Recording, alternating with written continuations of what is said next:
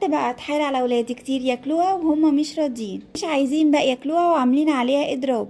فقلت لهم بقى خلاص انا هعمل لكم شويه اضافات فيها تغير من الطعم خالص.